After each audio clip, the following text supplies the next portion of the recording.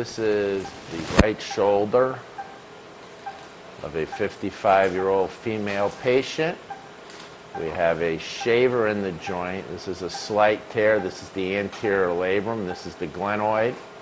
There you can see some tearing of the labrum, all this frills.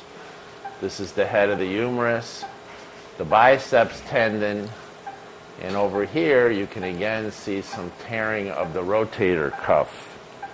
Now going to debride with the shaver. You can see that this shaver works on suction, and we will clean up this partial tearing of the labrum.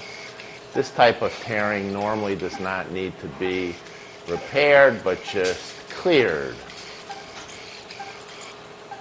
We're now looking at the rotator cuff. You can see the tearing in the cuff. Normally this should be nice and smooth. And we're cleaning this area of the cuff, debriding it down to healthy rotator cuff tissue. Behind us, that white linear structure is the biceps tendon, which is nice and clean and is not involved. And you can see how this cuff now is starting to clear up with a much better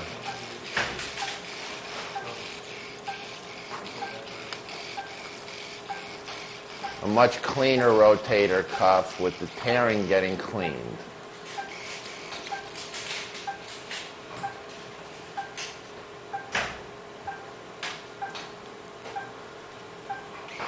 So you can see when we started, we had all that tearing. It's nice and clear, also in the rotator cuff, and also starting to get some bleeding.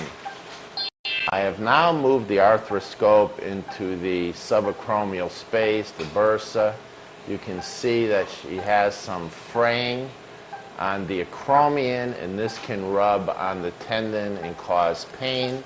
Otherwise, on this side, this is the rotator cuff under the shaver, and the rotator cuff on this side looks relatively preserved.